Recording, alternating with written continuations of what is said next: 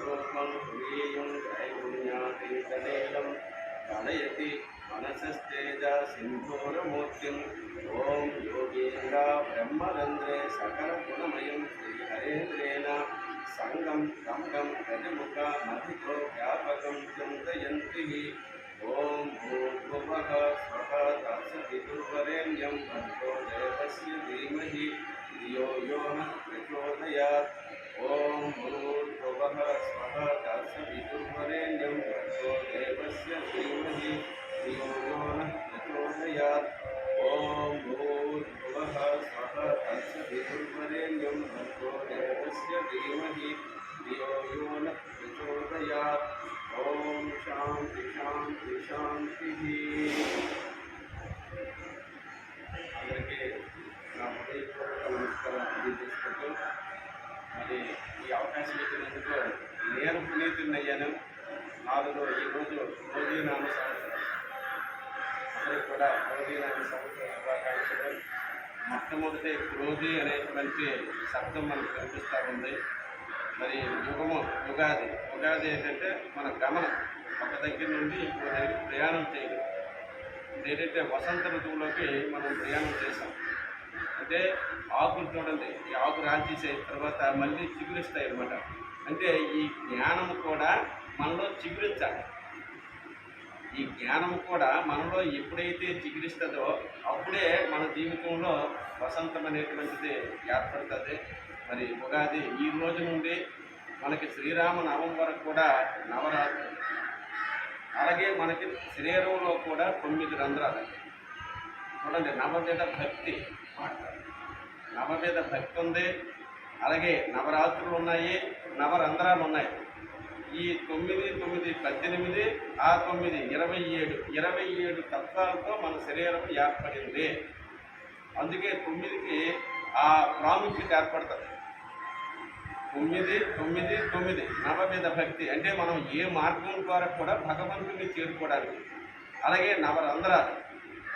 అలాగే ఈ 9 నవరాత్రులు కూడా చాలా మోస్ట్ ఇంపార్టెంట్. ఆధ్యాత్మికమైనటువంటి స్థితిలో భగవంతుని తెలుసుకోవడానికి ఈ నవరాత్రులు కూడా మనకందరికి కూడా అతీతమైనటువంటి ఆధ్యాత్మికమైనటువంటి శక్తి లభిస్తుంది అన్నమాట. జనరేట్ మిగతా రోజులకి ఈ నవరాత్రులకి ఆ డిఫరెన్స్ ఉందన్నమాట. రాముడు జన్మించినటువంటిది కూడా ఈ నవరాత్రుల్లోనే. రాముడు మరి ఎటువంటి కాలపురుషుడైన యుగ ధర్మాన్ని నిలబెట్టినటువంటి రాముడు కూడా జన్మించినటువంటి శ్రీరామ నవమితో ఈ నవరాత్రులు ముగిస్తాయి. అంటే మన అందరం ఎక్కడికి వెళ్ళాలంటే రాముడిలాగా జీవించాలి అనే చెప్పేటువంటి సంకేతమే ఈ ఉగాది. అయితే ఇక్కడ క్రోధి భగవద్గీత. మరి భగవద్గీత అంటే సాక్షాత్తు భగవంతుడు చెప్పినటువంటి గ్రంథాన్ని. మిగతావన్నీ కూడా ఎవరెవరో కవులు రాసినటువంటివి తప్ప భగవద్గీత మాత్రము సాక్షాత్తు భగవంతుడు చెప్పాడు. అయితే భగవంతుడు ఎప్పుడు చెప్పాడు? మనలోనే ఆర్తి రావాలి. ఇప్పుడు మీరందరూ నాకు ఈరోజు వేశారు ఉగాది అని నాకు పిలిపి ఇవ్వడం వల్ల ఈరోజు ఇక్కడ రాగలిగాం. అలాగే భగవంతుడికి మనమందరము శరణ దొరకాలి. భగవంతుడి దగ్గర ప్రార్థన చేయాలి. భగవంతుడిని ఎలాగ మనం తీయాలో భగవద్గీత నేర్పుతుందండి. చూడండి, క్రోధి అంటే కోపం. ఆ కోపానికి భగవద్గీత మొత్తం సనాతనమైనటువంటి అన్ని ఆచారాలు కానీ, సాంప్రదాయాలు కానీ, కట్టుబాట్లు కానీ, విలువలు కానీ, నీతి నియమాలు, ఇది ఒక హిందూ ధర్మానికి సంబంధించింది కాదు, యూనివర్సల్ ఎలిమెంట్. అది ఒక పర్సనాలిటీ డెవలప్మెంట్ గ్రంథం. అది చదివితే మన వ్యక్తిత్వ నిర్మాణమే మారిపోతుంది. మనలో ఆటోమేటిక్గా మన డిఫెక్ట్స్ మనకే తెలుస్తాయి. మనలో ఏ బలహీనతలు ఉన్నాయో, ఏ బలం ఉన్నాయో మనకే తెలుసు. మనం ఎంత యాక్ట్ చేసినా బయటకు వచ్చినా భగవద్గీత చదివితే అమ్మనైనా నాలో ఈ బలహీనత ఉంది, దీన్ని తగ్గించుకోవాలి అని ఆ గ్రంథం ఏం చెప్తుందంటే సాక్షాత్తు భగవంతుడు మనకు చెప్పినట్టుగా ఉంటుంది. మిగతా గ్రంథంలో మనకు కనిపించం. అవన్నీ కూడా వర్ణనలు, అవన్నీ కథలు, అవన్నీ గేయాలు, అవన్నీ సంస్కృత పద్యాలన్నీ కూడా భాషతో ఇవి ఉంటాయి. కానీ దీనిలో భావం మనలో ఎంత అవుతుందండి, లోపలికి వెళ్తుంది, మనకు చెప్తూ ఉంటుంది అనమాట. చూడండి, క్రోధి భగవద్గీతలో క్రోధాద్భవతి సమ్మోహ స్మృతి విభ్రమ స్మృతి భ్రంశాత్ బుద్ధినాశాత్ ప్రణశ్యతి. ఎంత ఎంత చక్కనైనటువంటి శ్లోకం చూడండి. క్రోధాద్భవతి సమ్మోహ. మనకు కోపం వచ్చిందంటే మనకి ఏమైపోతాయి అంటే ఈ లెవెల్స్ అన్నీ కూడా మనలో తెలియనటువంటి ఉత్తేజితండి. అవి ఎలాగైపోతాయి అంటే బరస్ట్ అయ్యేటువంటి పరిస్థితి ఏర్పడుతుందండి. సమ్మోహం అనమాట. సమ్మోహ స్మృతి విభ్రమ. మన మైండ్ డెడ్ అయిపోతుంది. మరి అక్కడ సద్బుద్ధి ఉండదు. బుద్ధినాశ ప్రణశ్యతి. ఎప్పుడైతే మనకి సద్బుద్ధి లేదో ఆ మనిషి పతనం అయిపోతాడు. మరి ఎవరో గౌరవించరు. ఎవరికైతే మనలో ఒక ఈ బలహీనత, కోపము అనేటువంటి బలహీనత కానీ మనలో ప్రవేశించిందంటే మనిషి పతనం అయిపోతాడు. చూడండి భగవద్గీతలు ఎలా చెప్తుంది? క్రోధాద్భవతి సమ్మోహ, సమ్మోహ స్మృతి విభ్రమ, స్మృతి భ్రంశాత్ బుద్ధినాశాత్, బుద్ధినాశాత్ ప్రణశ్యతి. అంటే కోపం ఉండేటువంటి ఒక్కటి దానివల్ల నువ్వు పతనమైపోతావు. అంటే ఈ క్రోధీనామ సంవత్సరంలో అల్లకల్లులంగా ఉంటాయి. మనం ఎప్పుడైతే మనలో కోపం వస్తుందో దాన్ని ఎవరు నివృత్తి చేయాలి? మనమే చేయాలి. మనలో ఉన్నటువంటి బలహీనత అది. అమనైనా నాలో కోపం వస్తుంది, నేను దాన్ని తగ్గించుకోవాలి. వశేయస్ంద్రియాని భగవద్గీతలో తస్య ప్రజ్ఞా ప్రతిష్ఠిత. మన ఇంద్రియాదులన్నీ కనిపించవాలి. ఏమి? కామ క్రోధ లోభ మోహ మద మత్సర. ఈ అరిషడ్వర్గాలే మనకు శత్రువులండి. నేను భగవద్గీత సబ్జెక్ట్ ఇన్వాల్వ్ చేసుకుంటానా? కామ క్రోధ లోభ మోహ మద మత్సరం స్వామి. ఈ అరిషడ్వర్గాలే మనిషిని పతనం చేస్తున్నాయి. మరి అవి ఎలాగ మనం చేయాలి? మన లోపలే అన్నీ ఉన్నాయి, అవి కనిపించవవి, సూక్ష్మాది సూక్ష్మమైనటువంటివి. ఆ ఇంద్రియాదులు పతనం అయిపోతున్నాయి. వ్యామం కూడా సింపుల్గా చెప్పాడు చూడండి. తన కోపము తన శత్రువు, తన శాంతమే తనకు రక్ష, దయ చుట్టంబం, తన దుఃఖమే నరకమండ్రు తథ్యము సుమతే. వ్యామన చెప్పాడు. కానీ ఇది ఎలా చెప్తుంది భగవద్గీత? క్రోధాద్భవతి సమ్మోహ, సమ్మోహ స్మృతి విభ్రమ, స్మృతి భ్రంశాత్ బుద్ధినాశాత్, బుద్ధినాశాత్ ప్రణశ్యతి. అంటే భగవద్గీత చేసరికి మనకి ఎనర్జీ వచ్చేస్తుంది. ఎక్కడ భగవద్గీత ఉందో అక్కడ ఒక అతీతమైనటువంటి శక్తి మనకి ప్రతిఫలింపబడుతుంటుంది. ఆటోమేటిక్గా జనరేట్ అయిపోతుంది. అయితే మనం ఏం చేస్తామంటే ఏదో స్థాయికి కానీ ప్రతిరోజు మనం దాన్ని అధ్యయనం చేస్తే, ప్రతిరోజు ఒక శ్లోకం ఒక భావాన్ని కానీ చేస్తే మనకి తెలియకుండా అతీతమైనటువంటి లోపల ఉన్నటువంటి నెగిటివ్స్ అన్నీ పోతాయి ఫస్ట్. అప్పుడు పాజిటివ్ యాటిట్యూడ్ వస్తుంది. మరి ఈ కోపం ఎటువంటిదో చూడండి. అంటే ఎలా ఉంటుందంటే కోపం ఒకసారి కృష్ణుడు, తర్వాత బలరాముడు, సాత్వికి వీళ్ళు ముగ్గురు మాట్లాడుకుంటూ వెళ్తున్నారు. ఇప్పుడంటే మనకి గ్రామాలు విస్తరించబడ్డాయి, మనకి జనం ఎక్కువగా ఉన్నారు. మరి ఆ రోజుల్లో ఏంటంటే జనాభా తక్కువ, ఎక్కువ అరణ్యాలు ఎక్కువ ఉండే, వన్యపురాణాలు ఎక్కువ ఉండే. అందరూ కూడా ఎప్పుడు వాళ్ళలాగా మాట్లాడుతూ చేకలిపారు, అరణ్యంలోకి వెళ్ళిపోయారు. అంటే కోపం ఎంత ప్రమాదం. ఎందుకంటే ఇది క్రోధీనామ సంవత్సరం. మనకి తెలియనటువంటి అతి మొట్టమొదటి ఏంటంటే ఈ కోపమే. కామచ్చ క్రోధచ్చ లోభచ్చ దేహే తిష్టంతి తస్కర జ్ఞానరత్నపహార తస్మాత్ జాగ్రత్త జాగ్రత్త. అంటే అది లోపల ఉన్నాయి బయట. ఈ కామము, క్రోధము, లోభం ఈ మూడే మనిషికి పతనానికి కారణాలు. మనం పతనం ఎక్కడైపోతుందంటే అక్కడే. భగవద్గీత అదే చెప్తుంది. వశేయస్ంద్రియాని. నాయన నువ్వు ఫస్ట్ ఇంద్రియాలను అదుపు చేసుకో. సబ్జెక్ట్ అంతా ఎక్కడుందంటే ఇంద్రియాలు ఎప్పుడు అదుపు చేసి మనం అనకూడదండి. ఈ సృష్టిలో గొప్పడాడే ఎవరైతే ఇంద్రియాలు అదుపు వచ్చేసాయో ఈ కామ క్రోధ లోభ మోహ మద మత్సరాలు ఈ అరిషడ్ వర్గాలని మనం దాన్ని వశం చేసుకున్నామో మన జీవితం ఉన్నంత దివ్యంగా ఆనందంగా మరి ఎవరికి దేనిలో కూడా రాదండి. డబ్బు కానీ, ధనం కానీ, అధికారం కానీ, హోదా కానీ ఇవన్నీ కూడా ఏంటంటే ప్రకృతికి సంబంధించినవి. అవి ఒకప్పుడు ఉంటాయి, ఒకప్పుడు పోతాయి. కానీ ఇది కానీ వచ్చింది అనుకోండి ఎల్లప్పుడూ స్థిరంగా ఉంటుంది. ఆ ఆనందం కానీ మనం దొరికిపోతే మనకి ఎలా ఉంటుందంటే మన జీవితమే, మన కుటుంబమే దివ్యమైపోతుంది. అటువంటి అతీతమైనటువంటి శక్తినిచ్చే గ్రంథం భగవద్గీత. మరి ఈ ముగ్గురు కూడా అరణ్యం అయిపోయింది, చీకటి అయిపోయింది. చీకటి అయిపోయిన తర్వాత వన్యపురాణాలు ఉంటాయి కదా, భయం కదా, ఏం చేస్తాయి. మరి నిద్ర వస్తుంది కాబట్టి నిద్రకు ఒక్కొక్కరు పెంచారు వాళ్ళు ముగ్గురు కూడా. ముగ్గురులో ఏమనుకున్నారంటే ఒక్కొక్కరు నువ్వు కొంత టైము, నువ్వు కొంత టైము, నువ్వు 3 విభాగాలుగా కాలాన్ని పంచుకున్నారు. మనం కూడా ధర్మ అర్థ కామ మోక్ష ఈ 4 చతుర్వేద ప్రక్రియలు కూడా పంచుకోవాలి. అసలు యాక్చువల్గా భగవద్గీత చెప్పేదంటే ఒక ధార్మికమైనటువంటి గ్రంథం. నాయన ధర్మం ఏది, మన అర్థమేది, కామమేది, మనం మోక్షానికి ఎలా వెళ్ళాలి, ధర్మ అర్థ కామ మోక్షానికి సంబంధించిన గ్రంథం ఏదైతే ఉందో అది భగవద్గీత.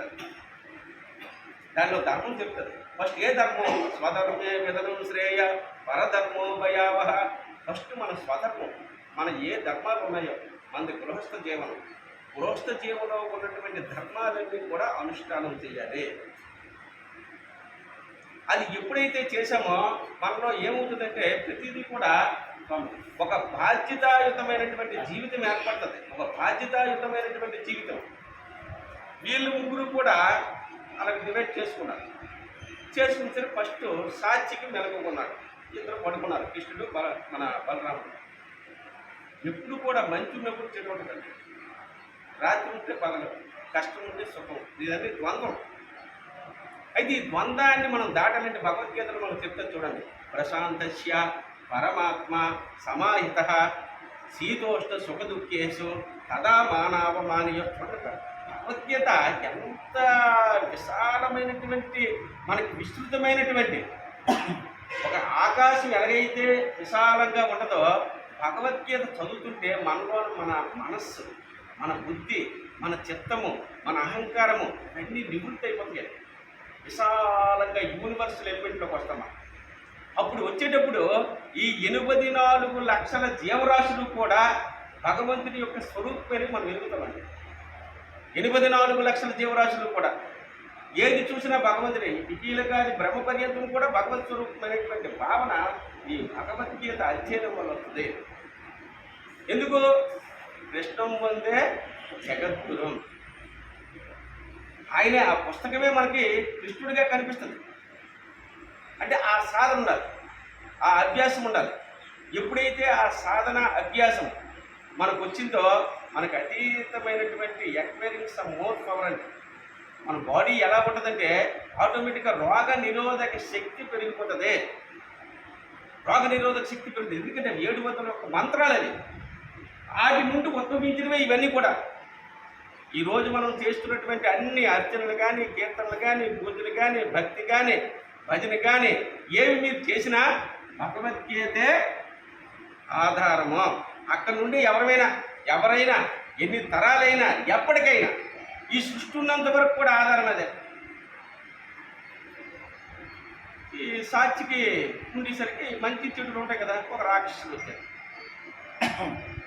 రాక్షసులు వచ్చేసరికి ఈయన బలవంతులు కదా. సాక్షికి నేను బలవంతుడు అనుకో, ఈయన కోపంతో ఈయన అరిచిపోయాడు. ఈయన ఎంత కోపం చెందుతుంటే ఆ రాక్షసుడు అంత పెరిగిపోతున్నాడు.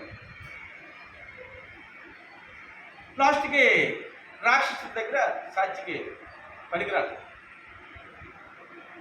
దెబ్బలు తగిలాయి, ఈయన వచ్చేసాడు, నిద్రపోయాడు. వెంటనే బలరాముడు లేచాడు. చెప్పలేని స్థితిలోకి వెళ్ళిపోయాడు సాక్షికి. బలరాముడు వచ్చి మరి ఈ వచ్చరికి యాజ్ ఈజ్ రిపీట్ మళ్ళీ ఆ రాక్షసుడు వచ్చాడు.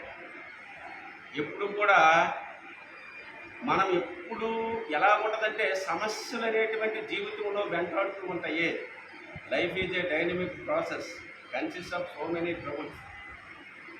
పరిష్కారం లేకుండా సమస్య ఉండదు, సమస్య లేకుండా జీవితం ఉండదు. భగవద్గీత ఏం చెప్తుందంటే దేహినోస్మిన్ యదా దేహే కౌమారం యవ్వనం జరా తదా దేహాంతర ప్రాప్తి తీరస్తత్రణం ముహ్యతే. మనం ఏ స్టేజ్కి వచ్చేయాలంటే సమస్య వచ్చేటప్పుడు ఈ శరీరం సత్యం కాదు కదా. మనం ఎక్కడికి రావాలి? మూలంకి రావాలి. దేహినోస్మిన్ యదా దేహే కౌమారం యవ్వనం జరా. మనందరికీ తెలుసు బాల్యము, యవ్వనము, కౌమారం, వృద్ధాప్యం చచ్చిపోతే ఈ శరీరం వెళ్ళిపోద్ది. మనం ఎక్కడికి రావాలి? ఈ శరీరము అసత్యము. మరి శరీరం అసత్యమైనప్పుడు మంచి అసత్యమే, చెడు అసత్యమే.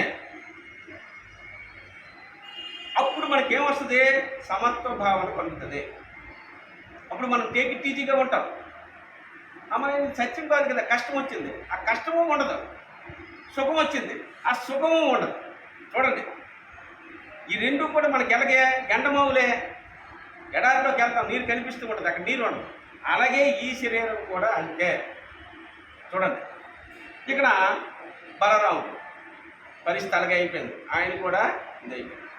అప్పుడు లాస్ట్ కృష్ణుడు లేచాడండి. వీళ్ళంతా నిద్రపోతున్నారు. మళ్ళీ రాక్షసులు వచ్చారు. ఆడు కోపం పడుతుంటే నవ్వుతున్నాడు. అందుకే కృష్ణుడి దగ్గర మాయా స్వరూపం. కృష్ణుడు ఏంటంటే మాయా స్వరూపం. దైవీ భగవద్గీతలో మనకు ఉంది. దైవీ ఏషా గుణమయి మమ్మాయా దురచ్చయ మామేవే ప్రపద్యంతే మాయామేతాం తరంతితే. దైవీ ఏషా గుణమయి మమ్మాయా దురచ్చయ మామేవే ప్రపద్యంతే మాయామేతాం తరంతితే. నా మాయ త్రిగుణాత్మకమైనది, అలౌకికమైనది, అధిగమించుటకు వీలు కానిది. భగవద్గీతలో కృష్ణుడు చెప్పిందండి. రాక్షసుడు కాదు, ఈయన మాయలో మాయ చేయగలరా? వెంటనే ఏం చేసిన ఆయన ఆ పట్టుని నవ్వుతున్నాడండి. చాలా అంటే ఇవన్నీ కూడా మనం భగవద్గీత కానీ, భాగవతం కానీ, రామాయణం కానీ ఇవన్నీ కూడా మన నిత్య జీవితంలో అన్వయించుకోవాలి.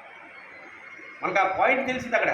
ఇది క్రోధీనామ సంవత్సరం. ఇది ఎందుకంటే ఈ సబ్జెక్ట్ చెప్తున్నాను. క్రోధీనామ సంవత్సరం. అల్లకల్లోలు ఏర్పడతాయి, లేనిపోని ఇబ్బందులు వస్తాయి. ప్రతి ఒక్కరిలో కూడా ఈర్ష్య, అసూయ, ద్వేషం, పగ, కోపం మనలోన పరిగెడుతూ ఉంటాయి.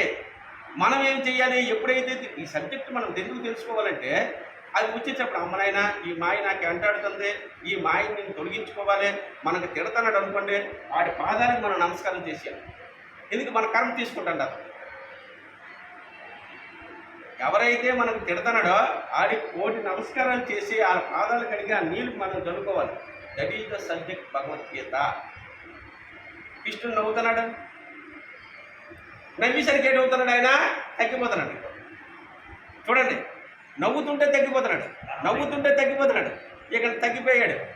ఉత్తరీయంలో పెట్టాడు. ఉత్తరీయంలో పెట్టాడు. అది అంటే పాపము ఎంతటి ప్రమాదమో, శాంతము ఎంత వెచ్చిస్తుందో. కోపం వల్ల అల్లకల్లోలం, భార్యాభర్తలు అవ్వచ్చు, కుటుంబం అవ్వచ్చు, పెద్దలు అవ్వచ్చు. ఆ కోపం వల్ల ఆత్మహత్యలు జరుగుతున్నాయి ఈరోజు. ఆ తల్లికి ఎసిరితే పిల్లడు తట్టుకోలేకపోతున్నాడు, తండ్రి దొరికితే అంటే తట్టుకోలేకపోతున్నారు. అనేక రకాలైనటువంటి ఇబ్బందులు, సూసైడ్ ఐటమ్స్. ఈరోజు విద్య పెరిగింది, నాలెడ్జ్ పెరిగింది, చదువుతున్నారు, కానీ మనసు ఆధీనంలోకి రాలేదు. మనసు ఆధీనం తెచ్చేటువంటి విద్య భగవద్గీత అండి. భగవద్గీత మరేం చెప్తుంది? నీ మనస్సు ఆధీనంలోకి తెస్తుంది. నీ మనస్సు ఎలా తెస్తావు? ఈ మనస్సు అంటే ఏంటి? ఈ మనస్సుని ఏ విధంగా చేయాలి? భగవద్గీతలో ఇంద్రియాణి పరన్యాహు ఇంద్రియేభ్య పరమం మనః మనసస్తు పరాబుద్ధి యో బుద్ధే పరతస్తు సహా. అంటే మనకు కనిపిస్తుంది శరీరమే. ముక్కు, కన్ను, చెవి, నాలుక ఇవన్నీ కనిపిస్తున్నాయి. వీటికంటే సూక్ష్మమైనటువంటివి ఇవన్నీ కూడా జ్ఞానేంద్రియాలు. ఇవి చేస్తున్నటువంటి పని కర్మేంద్రియాలు. మనం ఏం చేస్తామంటే ఎప్పుడు ఆలోచించినా ఇతరుల గురించి ఆలోచిస్తున్నాం, కానీ ఎంత సబ్జెక్టు మన లోపల ఉంది, మన లోపల మనం మనస్సు పెట్టలేదు. అసలు ఈ సబ్జెక్ట్ తెలియకపోవడానికి కారణం ఏంటంటే మనం బహిర్ముఖంలో పెడుతున్నాం తప్ప అంతర్ముఖంలో పెట్టట్లేదు. అంతర్ముఖ విద్య చెప్పేది భగవద్గీత. అసలు నువ్వెవరు, హూయామై, నువ్వెందుకు వచ్చావు, నీ పనేటి అని చెప్తుందండి భగవద్గీత. అయితే మనకేటయింది మరి? కలికాలం ఇది. కృతయుగం, త్రేతాయుగం, ద్వాపరయుగం, కలియుగం. భగవద్గీతలో కర్మయోగం ఉందండి. నా కర్మణ మనారంభ నైష్కర్యం పురుషోస్మృతే నస సన్యాసనా దేవ సిద్ధిం సమధి గచ్చితే. మనం అందరం కూడా కర్మ చెయ్యాల్సిందే. కర్మ చేయకుండా మనం ఎవ్వరం కూడా సిద్ధి పొందలేమో. బాబా గారు కూడా వచ్చి ఆ కర్మ చేసి, వాళ్ళు ఏ కర్మ చేశారో వాళ్ళు తెలిసి కర్మ చేశారో, మనం తెలియక కర్మ చేస్తాం. చూడండి, బాబా గారు వాళ్ళందరూ కూడా మహాత్ములందరూ దేనికి వచ్చారు? వాళ్ళు సత్కర్మ చేస్తున్నారు, కానీ ఆ కర్మ కంటారు వాళ్ళు. వాళ్ళకి తెలియదు, అది వాళ్ళకి అగ్ని తెలియదు, అశుద్ధము తెలియదు. మనము కర్మ తెలిసి దానివల్ల ఏ కర్మ చేస్తే ఏది పొందుతామో అది మనకి తెలిసి చేస్తున్నాం. అలాగే కోపానికి ఒక ఉదాహరణ ఏంటంటే, మనం ఏకనాథుడు అనే మహాభక్తుడండి, చాలా భక్తులు. ఆయన ఎప్పుడు కూడా పెద్దలందరూ కూడా ఎవరైతే మన మానవ జన్మ ఎందుకు వచ్చిందంటే యాక్చువల్గా ఈ సంసారం చేయడానికి రాలేదు, ఈ డబ్బు సంపాదించడానికి రాలేదు, ఈ అధికారం సంపాదించడానికి రాలేదు, ఈ హోదా సంపాదించడానికి రాలేదు. ఎందుకంటే ఇలాంటి జన్మలు ఎన్నో వేల కోట్ల జన్మలు అయినాయి. ఈ జన్మ ఎందుకు వచ్చిందంటే మన శరీరం ఆరోగ్యంగా ఉందంటే అదృష్టమండి. భగవంతుణ్ణి తెలుసుకోవడానికే మానవ జన్మ వచ్చింది. భగవంతుణ్ణి తెలుసుకోవడానికే మానవ జన్మ వచ్చిందండి, మరి ఇంకొక దానికి రాలేదు. మానవ జన్మ వచ్చిందంటే భగవంతుడిని తెలుసుకోవడానికి. కనీసం మన రోజులో 1 గంట కూడా భగవంతుడికి ఇవ్వలేకపోతున్నాము. భగవద్గీత చెప్పింది, సర్వధర్మం పరిత్యజ్య మామేకం శరణం వ్రజ అహం త్వా సర్వపాపేభ్యో మోక్షయిష్యామి మా తుచ. అంటే ఈ జన్మని మనం ఎక్కడికి తీసుకెళ్ళాలి? మళ్ళీ జన్మ ఉంటే మళ్ళీ కర్మ ఉంటుంది. ఈ జన్మ రాహిత్యం చెప్పేటువంటి గ్రంథం ఏదైతే ఉందో అది భగవద్గీత. మరి జన్మ ఉండదు, జన్మ లేకపోతే కర్మ లేదు. జన్మ ఉందంటే కర్మ ఉంటుంది, కర్మ ఉందంటే జన్మ ఉంటుంది. మళ్ళీ సుఖ దుఃఖాలు ఉంటాయి, కష్టాలు ఉంటాయి, బాధలు ఉంటాయి, ఇది బాధలు ఉంటాయి, ఎప్పుడు నడుస్తూనే ఉంటుంది. ఇలాంటి జన్మ లేకుండా నువ్వు ఎప్పుడు ఆనందంగా ఉంచేటువంటి గ్రంథం భగవద్గీత. ఈ ఏకనాథుడు కూడా జప తప ధ్యానాదులతో తన జీవితాన్ని గడుపుకుంటున్నాడండి. ఎప్పుడు కూడా మంచి చెడు 2 ఉంటాయని చెప్పాను కదా. వీడిని ఎలాగైనా కోపం తెప్పించాలి చూడండి అని అక్కడ ఉన్నటువంటి కొంతమంది వ్యక్తులు ఒక పన్నాగం పన్నారు. అక్కడికి ఒక బెగ్గింగ్ చేసుకుంటుంది యాచకుడు వచ్చాడు, అమ్మ భిక్షాందేహి అని. వాళ్ళు ఏమన్నారు, నీకు తిండి పెడతామా, కానీ అక్కడ ఆయన జపం చేసుకుంటున్నాడు, ఆయనకి నువ్వు కోపం తెప్పించాలి. చూడండి, మన భారతదేశంలో ఎటువంటి మహాత్ముడు జన్మించారు, కోపం తెప్పించాలి. ఆయన చక్కగా ఆ పాండురంగ భక్తుడే ఏకనాథ్, ఆయన చక్కగా జప తప ధ్యానాదుల్లో ఉన్నాడు. ఈ ఆకలి క్షుద్బాధ, ఆయన కోపం తెప్పిస్తే నీకు తిండి పెడతామన్నారు కదా. వెంటనే ఈయన వెళ్ళాడు, వెళ్ళి ఒళ్ళు చేశాడు, గోల పెట్టాడు, అల్లరి చేశాడు. ఆయన ఉలకలేదు పలకలేదండి, తల ఊపాడు, ఏమి స్పందించలేదు. ఆయన ఎలాగున్నాడు, వశే యశింద్రియాని దశ ప్రజ్ఞ. ఇంద్రియాలన్నీ మనం ఎలాగైతే మన ఇంట్లో మనం పడుకునేటప్పుడు తాళం వేసేస్తామో మరి ఎవరు వస్తారండి, వారు. అలాగే ఈ ఇంద్రియాదులను కూడా మనం అంతర్ముఖంగా లాక్ చేయాలి. ఏవి? కామ క్రోధ లోభ మోహ మద మత్సరాలు, ఈ ఎరిసెట్ వర్గాల్ని ఆయన లాక్ చేశాడు. ప్రశాంతంగా ధ్యానం జపం చేసుకుంటున్నాడు. ఈయన ఎప్పటికీ లేగలేదు అనుకున్నా. ఆయన ఏం చేశాడు, లాస్ట్కి ఈ భుజం మీదకి ఎక్కిపోయాడండి. మరి అలా ఆకలేస్తుంది, వాళ్ళు తిండి పెడతారు, భుజం మీదకి ఎక్కి తల ఊపాడండి. నెమ్మదిగా పళ్ళు తెరిచాడండి. తెరిచి ఏమన్నాడంటే, ఆహా నా జన్మ ఎంత అదృష్టమైనటువంటి జన్మ, నాయన నాకెవ్వరూ లేరనుకున్నాను, నా మీద ఎక్కి నా తల ఊపుతున్నామంటే ఈరోజు ఎవరికైనా తిండి పెడతానని నాకు కలిగింది. అతిథి అభ్యాగతి విష్ణుమమ, కానీ నా దగ్గరికి ఎవరు వస్తారో, నేను ఎలాగ తిండి పెడతానో అనుకుని 2 గింజలు ఉన్నాయి, వండి ఎవరికైనా పెడదామని ఉంది. నాయన నువ్వు నాకు ఏ జన్మలో నా బంధువో నా మీద కూర్చున్నావో అనుకుని ఆ పాదాలకి నమస్కారం చేశాడండి. చూడండి ఎలా ఉంటుందో. ఆడికి ఒళ్ళు గగురుపాటు చెందిపోయింది. స్వామి నా తప్పు క్షమించండి, నా ఆకలికి నేను చెప్తే వాళ్ళు మీకు పాపం తెప్పించమని చెప్పారు, అందుకు నేను చేసినటువంటిది నాకు క్షమించండి అని.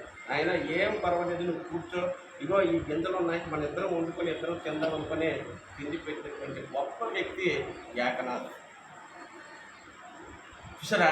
అంటే మన హిందూ ధర్మం, మన సనాతనమైనటువంటి హిందూ ధర్మం చెప్పినటువంటిది ఏంటంటే వాటి ఆచారాలు కానీ సాంప్రదాయాలు కానీ కట్టుబాట్లు కానీ జనహితం గురించి, లోక కళ్యాణం గురించి ఉపయోగించినటువంటిది. అది భగవద్గీత చెప్తుంది. మళ్ళీ భగవద్గీత మనం మీరందరూ యోగా చేస్తున్నారు చూడండి. స్పర్శాను కృత్వ భైర్భయాను సత్తు శైవాంతరే గురువో ప్రాణాపానవ సమకృత్వ నాసాభ్యాంతరచారిణవు. అసలు మనం అంతా సాధన అంతా ఎక్కడికి వెళ్ళాలంటే అక్కడికి వెళ్ళాలి. స్పర్శాను కృత్వ బహిర్భాయాను సత్తు శైవాంతరే గురువో ప్రాణాపానం సమకృత్వ నాసాభ్యాంతరచారిణవు. మన లోపలలోనే అంతా ఉంది. ఇక్కడ కూడా రాశారు, అహం వైశ్వానరో భూత్వ ప్రాణినాం దేహమాశ్రిత ప్రాణాపానం సమయుక్త అజాన్నం చతుర్విధ కూడా రాశారు. అంటే మనం ఈ లోపలంతా పడిస్తుంటే ఆయన లోపల నుండి మొత్తం దేని దానికి సెపరేట్ చేస్తాడు. కానీ భగవంతుడు లోపల ఉన్నాడని మనం తెలుసుకోవట్లేదండి. భగవంతుడు లోపలే ఉన్నాడని చెప్పే గ్రంథం భగవద్గీత. చూడండి, అహం వైశ్వానరో భూత్వ మనం చదువుతున్నాం.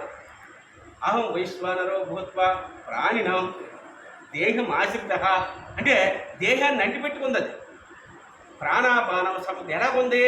మనం తీసేటువంటి ప్రాణ అపానాలు లోపల మనకు పంచి ప్రాణాలు ఉన్నాయండి. ప్రాణము అపానము సమానము జ్ఞానము ఉదానము ఆ పంచి ప్రాణాల గురించి చెప్తుంది భగవద్గీత. కానీ ఈ గ్రంథం చూసేసరికి మనకి ఏంటంటే ఎవైడ్ అయిపోతాం. కానీ దానిలోకి వెళ్ళి ఫస్ట్ రోజు ఉంటుంది, 2 రోజులు ఉంటుంది, 100 రోజులు ఉంటుంది, 101 రోజుకి అది మనల్ని వదలదు. కానీ అంతవరకు మనం ప్రయత్నం చేయాలి. అందుకే భగవద్గీతలో ప్రయత్నాదమానస్తు యోగి సంసిద్ధ కిల్పిష అనేక జన్మ సంసిద్ధ తత్రో యాది పరమగతి. మిగతాదంతా ఏదని కావాలంటే వచ్చొద్దండి. మీరు ఇక్కడ అకౌంట్ అక్కడ బాబా గారికి పెడితే ఆయన మొక్కు అయిపోద్ది మనకి, నో డౌట్ ఎట్ ఆల్. ఏది వస్తే వచ్చేస్తాయి, రాజ్యం సంపద ధనము ఏవి కావాలంటే వచ్చేస్తాయి. జ్ఞానం మాత్రం నీ ప్రయత్నం వల్ల వస్తుంది. జ్ఞానం రాదు. 1000 కోట్లు సంపాదించవచ్చు, వెరీ ఈజీ, డెడ్ ఈజీ. కానీ జ్ఞానం రావడం అనేది ప్రయత్నాదత మానస్తు యోగి సంసిద్ధి కిల్పిస అనేక జన్మ సంసిద్ధ తత్రో యాతి పరమగత. నీ ప్రయత్నం వల్ల, ఓన్లీ మన ప్రయత్నం వల్లే జ్ఞానం అనేది వస్తుంది.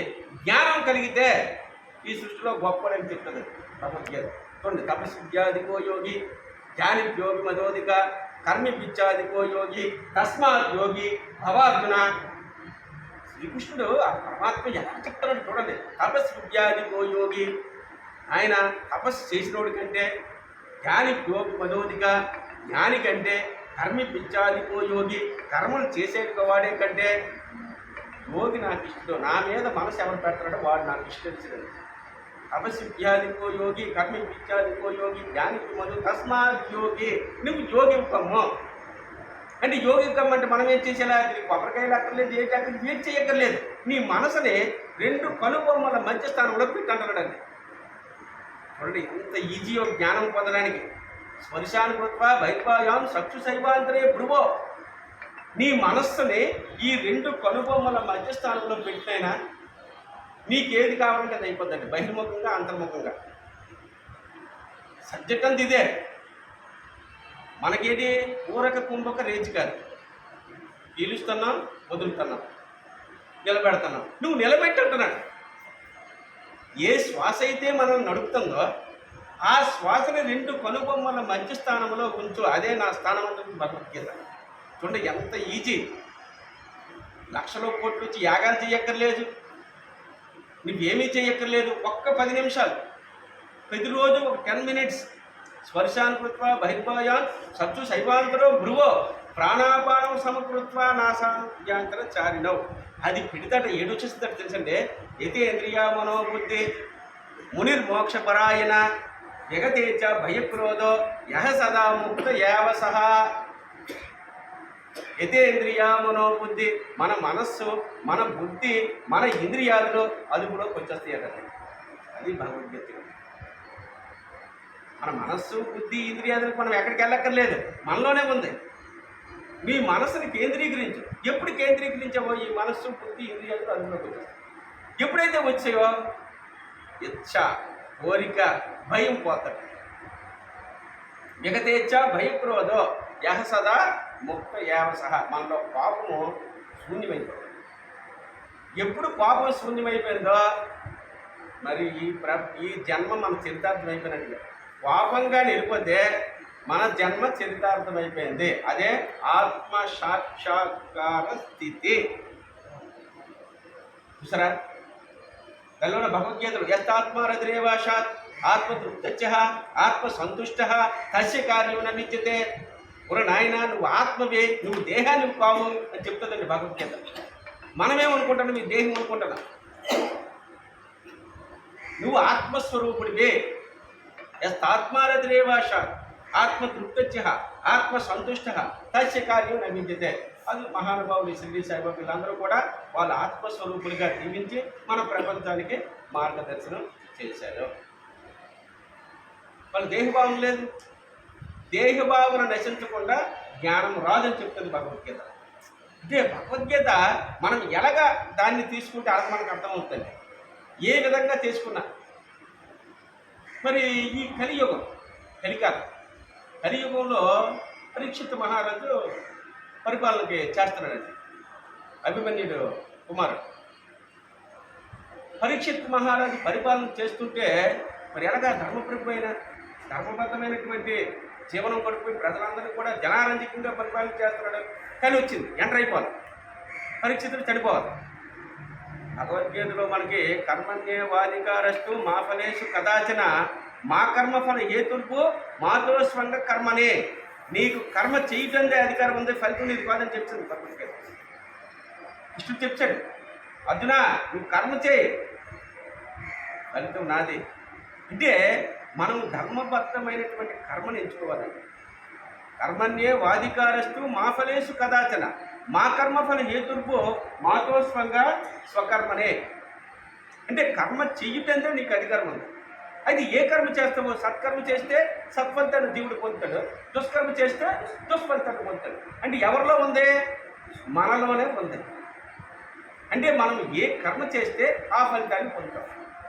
సేమ్ డిటో అండి పరీక్షితులకి కళ్యాణి. వీటి ఎక్కడికి నేను వెళ్ళాలని నాకు ప్రవేశం దొరకకుంటుంది, నాకేంటి చెప్పు, నేను ఎలా ప్రవేశించాలి?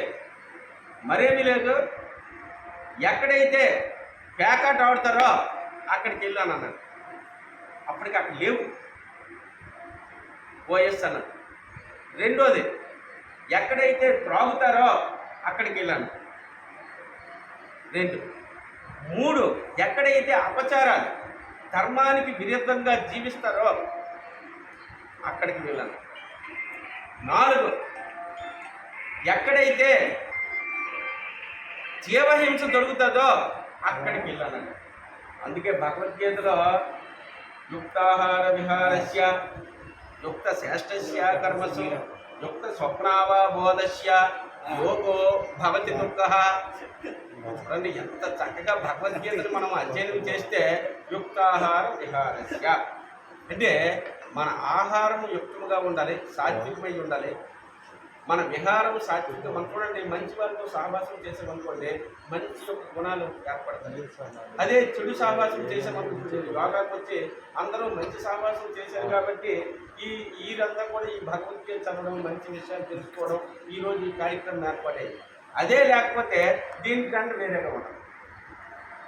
యుక్తాహార విహారస్య యుక్త శ్రేష్టస్య కర్మసు యుక్త స్వప్నావబోధస్య యోగో భక్తి దుఃఖ. మనకి దుఃఖము అని మనం ఎందుకు అనుకుంటున్నా? మనం ఏ కర్మ చేస్తే అది పొందుతున్నాం. మన ఆహారం యుక్తం లేదు, విహారం యుక్తం లేదు, మనలో సత్వగుణం ఎలా పెంపొందించబడుతుంది? రోజు రోజుకి తమో గుణం పెరుగుతుంది. మనం ఎటువంటి ఆహారం తీసుకుంటే అటువంటి మనస్సు వస్తుంది. ఆహారం యొక్క సూక్ష్మ రూపమే మనస్సు. ఈరోజు బీపీ కానీ షుగర్ కానీ ఇవన్నీ కారకాలకి ఏంటంటే మన మనస్సు, మన ఆహారం. ఎటువంటి ఆహారం తీస్తే అటువంటి మనస్సు, ఎటువంటి మనస్సు అయితే అటువంటి ఆలోచన, ఎటువంటి ఆలోచనలు అయితే అటువంటి కర్మలు, ఎటువంటి కర్మలైతే అటువంటి ఫలితం. మరి ఈయన 4 ఇచ్చాడు పరీక్షిత్ మహారాజు కలికి. లేదు ఇంకోటి ప్రవేశించాను, మరేం చేయట్లేదు, బంగారం ఎక్కడుంటే అక్కడికి వెళ్ళాను. 5 కలి ప్రవేశించే స్థానాలు ఏంటంటే ఈ 5. అందుకే ధనమెచ్చిన మదమెచ్చిన మాత్సర్యం మెచ్చను. ఇక అక్కడితో స్టార్ట్ అయిపోతుంది. ధనముడికిన మదముడికిన మాత్సర్యం. పరీక్షిత్ చెప్పాడు, ఓఎస్ కలి నమస్కారం చేసి వెళ్ళిపోయింది. ఇక్కడ పరీక్షితుడండి చూడండి ఎలాగ ప్రవేశిస్తుందో మాయ. అంటే మనలో ఇవన్నీ కూడా మనం ఏంటంటే మన నిత్య జీవితంలో కూడా అనుభవించుకోవాలి. మనకి ఏ విధంగా మాయ ఎంటవుతుంటుందో ఆమెనైనా నువ్వు ఎంటవుతున్నావు. ఇది నాలెడ్జ్ అంతా ఎందుకంటే మన జీవితంలో అప్లై చేయాలి. పరీక్షితుడు వేటాడాలనిపించింది, వేటకెళ్ళాలి. వేటకి చూడండి ఒక ఆలోచన వచ్చింది, రాజు వేటాడడం సహజమే. ఎప్పుడు రాజు వేటాడే వాళ్ళు వన్యప్రాణులు, అప్పుడు జనాభా తక్కువ, వన్యప్రాణులు అధికమైపోయి ఎప్పుడైతే మనకి ఏనుగులు ఎలాగైతే వచ్చేస్తున్నాయో ఆ రోజుల్లో పులులు, సింహాలు, క్రూరమైనటువంటి జంతువులు, పెద్ద పెద్ద పాములు అవి రాజ్యానికి వచ్చేటప్పుడు రాజు తన తక్షణ కర్తవ్యంగా, తన ధర్మంగా రాజు వాటిని సంహరించేవాడు. అది ధర్మం. అక్కడ ఒట్టే వేటాడేవారు కాదు. కానీ వేటాడడం అనేటువంటి ఒక హ్యాబిట్ అవ్వడం వల్ల, వేటాడాలి అనిపించడం వల్ల ఈ పరీక్షకు వెళ్ళాడండి. కలి ఎంటర్ అయ్యింది. చూడండి, మనలో కూడా ఏ విధమైనటువంటి తప్పులు చేస్తే ఏ విధంగా మానవ జీవనం మారిపోతుందో అది మన అందరం అర్థం చేసుకోవాలి. ఎప్పుడైతే కలి ప్రవేశించాడో ఈయనకి దాహం వేస్తుంది. దాహం వేస్తే ఎక్కడికి వెళ్ళాలి? ఏదో ఒక గృహానికి వెళ్ళి, లేకపోతే తనకు సేవకులు ఉండాలి, వాళ్ళతో తెప్పించాలి. కానీ అదేమీ చేయలేదు. అక్కడ ఒక అరణ్యంలో ఒక ముని తపస్సు చేసుకుంటున్నాడు. అతను శమీక మహర్షి. చూడండి కర్మ ఎలా కట్టి కుడుతుందో. శమీకుడు తపస్సు చేసుకుంటే ఈయన వెళ్ళాడు. ఈసరికి చూడండి భగవద్గీతలో అహంకారం, బలం, దర్పం, కామం, క్రోధం, పరిగ్రహం, విముక్తి నిర్మమ, శాంతో బ్రహ్మభూయాయ కల్పతే. నేను అనేటువంటి అహంకారమే మనిషికి పతనం చేస్తుంది. నేను బలవంతుడని కానీ, దర్పం మొండితనం కానీ, తర్వాత ఇతరుల దగ్గర దోచేయడం కానీ, ఇవన్నీ కూడా మనిషికున్నంత వరకు శాంతి రాదు. ఇంకా భగవద్గీత ఎంత చక్కగా అంటే ఒక జీవితాన్ని మనం అనుభవించుకుంటే ఎలాగ మనకు లభిస్తుందో. అక్కడ ఎవరికి వచ్చింది? పరీక్షితుడికి నేను అనేటువంటి అహంకారం వచ్చింది. ఏంటి ముళ్ళు లెక్కుంటున్నాడు, నేను మహారాజునే, చక్రవర్తినే, ఏంటి లెక్కడం లేదు. ఆయన తపస్సు చేసుకుంటున్నాడు, జపం చేసుకుంటున్నాడు, ధ్యానం చేసుకుంటున్నాడు. అంతవరకు వాళ్ళందరికీ ఈయన చక్కగా చూసుకున్నటువంటి ప్రభువు. కానీ కలి ప్రవేశించాడు, మాయ ప్రవేశించింది. ఎక్కడ? ఈ జీవహింసకి వెళ్ళేటప్పటికి టక్కన ఏం చేశాడు? చచ్చిపోయిన పాము ఉందా, ఆ పామును మెట్లేసి. చూడండి, అంటే వినాశకాలే విపరీత బుద్ధికి. అంటే మనకు చెడు తగిలేటప్పుడు మన ఆలోచనలు మారిపోతుంటాయి. ఎంత మహారాజు, ధర్మప్రభు, ధర్మజ్ఞుడు ఈ దేశ ఆయన ఉలకలేదు పలకలేదు, వెళ్ళిపోతున్నాడు పరీక్ష. అక్కడ ముని కుమారుడు చూశారు. ఆ శమీక మహర్షి కుమారుడు శృంగి. ఆ శృంగికి చెప్పారు, చూడు మహారాజు వచ్చాడు, ఒక చచ్చిపోయినటువంటి పాముని ఆ మహాత్ముల మీద, మహర్షి మీద వేశారు అనేసరికి వెంటనే ఆయన కోపం వచ్చింది. ఎవరైనా చూడండి, మన తల్లితో ఒక మాట మనం పట్టుకోలేదు. ధారేషణ, ధనేషణ, పుత్రేషణ, ఈ 3 ఏషణ త్రయాలన్నమాట. అంత ఈజీగా పోము. వెంటనే ఎంత శృంగి కూడా ఏం చేశాడో, ఎవరైతే పాము వేసి రాజు చేశాడో 7 రోజుల్లో ఆ పాము కాటికి మరణించుగాక అని చెప్పించాడు. సరే, కలి ఎలాగ ప్రవేశించిందో, ఎంతటి మహారాజు అక్కడ అజ్ఞానం అయిపోయి ఆ స్వామిని ఇచ్చేశాడు, పాపం చేశాడు. వెంటనే దానికి శిక్ష 7 రోజుల్లో చనిపోవాలి. అప్పుడు జ్ఞానోదయం కలిగింది పరీక్షకు. ఏంటి, నేనేం చేశానా? మహా తపస్వి శమీక మహర్షి, నేను ఎంత పాపం చేశానా? దీన్ని ఎలా నివృత్తి చేసుకోవాలి? అంటే అహంకారం, బలం, దర్పం, కామం, క్రోధం, పరిగ్రహం, విముక్తి నిర్మమ, శాంతో బ్రహ్మభూయాయ కల్పతే. మనలోన నివృత్తి అవ్వడము చెప్తుంది భగవద్గీతను. ఎలా నివృత్తి చేసుకోవాలి? అప్పుడు ఆలోచించింది పరీక్షలు. ఇది ఎలా నివృత్తి చేసుకోవాలి? 7 రోజులే ఉన్న టైము. పాముతో పోవండి, ఆ వాక్కు ఫలిస్తుంది. ఎలా చేయాలి? ఇక్కడ అనకూడదు. అప్పుడు స్టార్ట్ అయ్యింది. నదీ తీరానికి వెళ్ళాడు, జపతప ధ్యానాలను చేస్తున్నాడు, ప్రార్థన చేస్తున్నాడు, భగవంతుడిని కోరుకుంటున్నాడు. వెంటనే ఆ టైంలో కరెక్ట్గా సుఖబ్రహ్మ వచ్చారు. వ్యాసుని కుమారుడు సుఖబ్రహ్మ. ఆ సుఖబ్రహ్మ చెప్పినటువంటి గ్రంథమే భాగవతము. 7 రోజుల్లో పరీక్షిత్ మహారాజుకి చెప్తారు భాగవతాన్ని. అప్పుడు ఎప్పుడైతే ఆయనకి జ్ఞానం వచ్చిందో అప్పుడు ఏంటి కలిగింది? దేహినోస్మిన్ యదా దేహే కౌమారం వ్యాపనం ధర తదా దేహాంతర ప్రాప్తి. మరి ఈ శరీరం ఉండదు, మరి ఉండకపోయిన శరీరాన్ని గురించి నేనెందుకు యాతన పడాలి?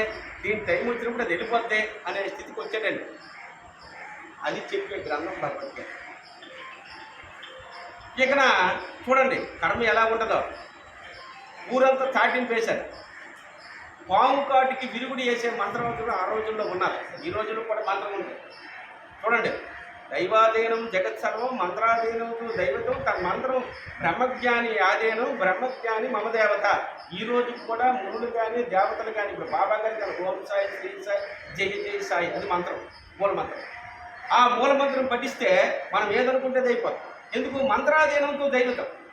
ఆ మంత్రం ద్వారా మనం భావాన్ని చేరుతాం. చూడండి, అది మీడియా.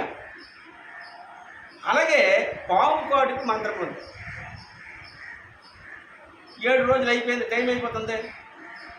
ఈ తక్షకుడు అనేటువంటి పాము కాటు వేయడానికి వెళ్తున్నాడు. అంటే కర్మ ఎంత కట్టి కుడుతుందో, ఏ కర్మ చేస్తే ఏ ఫలితాన్ని పొందుతామో. ఇక్కడ ఒక మంత్రగాడు ఉన్నాడండి, ఎటువంటి పామునైనా బతికించగలరు. పుడిచిన ఆయన కూడా బయలుదేరారు. వీళ్ళిద్దరూ మార్గ మధ్యంలో కలిశారు. ఈ పాము మంత్రగాడు, నువ్వెవరో?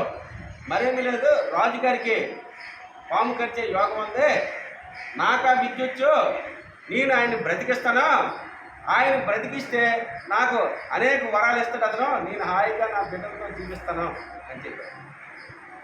అయ్యా, ఆ తక్షకుడు నేనే ఆయన కాటు వేయడానికి వెళ్తానా, మరి నేను కాటు వేసానంటే మరి బ్రతికే ఛాన్స్ లేదు. అది సరే, నువ్వు వెయ్యి అన్నాను. అది చూడైతే నీకు చూపిస్తాను. ఒక మర్రి చెట్టు ఉంది, ఆ మర్రి చెట్టు కాటు వేసి, మర్రి చెట్టు వర్షం అయిపోయింది, బూడిదైపోయాడు. వచ్చి ఇంతేనా, చూడు నేను బతికిస్తాను, కమండంలో నీరు తీశాడు, ఆ నీరు జల్లాడు. జల్లేసరికి మంత్రం వేస్తే మర్రి చెట్టు మళ్ళీ జీవించింది. వచ్చి అంతని వెంటనే తక్షణ అన్నాడు, ఓహో నువ్వు ఎంత మంత్రగాడివా, ఇది నీకేంటి కావాలి చెప్పు అన్నాడు. మరేంటి కాదు, నేను డబ్బు దానికి వెళ్తానన్నా, అయితే అవే నీకు కావాలంటే రా, నేను ఇచ్చేస్తానా, నువ్వు మరి అక్కడికి వెళ్తాను.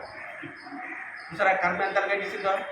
వెంటనే ఆ తక్షకుడు ఈ మంత్రగాడికి ఇస్తే ఈ మంత్రగాడు అంటే కర్మనే వాధికారస్తు మా ఫలేసు కదాచన మా కర్మ ఫల హేతుర్భో మాతో స్వకర్మనే. అంటే కర్మ చెయ్యటందే మనకు అధికారం ఉంది, ఫలితం పొందలేదు. ఆయన ఏ కర్మ చేశాడో ఆ ఫలితాన్ని పరీక్షితుడు పొందాడు. అంటే మనం అవన్నీ మనం దేనికి కథలుగా చూడకూడదు. మనము కూడా కర్మలు చేస్తున్నాము. మనం ఉదయం నిలిచి నుండి రాత్రి వరకు ఎన్ని సత్కర్మలు చేస్తున్నామో, ఎన్ని దుష్కర్మలు చేస్తున్నామో మనకు మనమే అంచనా వేసుకోవాలి. అయితే ఈ కర్మరాహిత్యం అవ్వాలంటే ఏమి చెయ్యాలి? స్పర్శాన్ని కృత్వ బహిర్భాయాం చక్షు శైవాంతరే బ్రువో ప్రాణాపానం సమకృత్వ నాసాభ్యంతరచారణం. కనీసం ఒక 10 నిమిషాలైనా నీ మనస్సునే 2 కనుబొమ్మల మధ్య స్థానంలో ఉంచు అని చెప్పే గ్రంథం భగవద్గీత. ఎప్పుడైతే 2 కనుబొమ్మల మధ్య స్థానంలో అది లేకుండా మనం ఎన్ని యజ్ఞాలు చేసినా, ఎన్ని అగ్నిహోత్రాలు చేసినా, ఎన్ని పూజలు చేసినా, ఎన్ని కొబ్బరికాయలు కొట్టినా వాటి వల్ల ఫలం వస్తుంది, పుణ్యం వస్తుంది. భౌతికంలో మనం ఏది సంపాదించాలంటే అది సంపాదించేస్తామో, కానీ జ్ఞానం మాత్రం కలుగదు. జ్ఞానం లేకపోతే శాంతి రాదండి. ఇది ఈ లింక్. ఇది జ్ఞానానికి దీనికి భగవద్గీత ఏం చెప్తుంది? క్షేత్రజ్ఞం చాత్మాం విద్ది సర్వక్షేత్రేషు భారత క్షేత్రజ్ఞో జ్ఞానం ఎత్తది జ్ఞానం మతం మమ. ఏది క్షేత్రము? నీ శరీరమే క్షేత్రము. చూడండి ఎంత డైరెక్ట్ మన గ్రంథాన్ని బోధిస్తుందో. క్షేత్రజ్ఞం చాత్మాం విద్ది సర్వక్షేత్రేషు భారత క్షేత్రజ్ఞో జ్ఞానం ఎత్తది జ్ఞానం మతం మమ.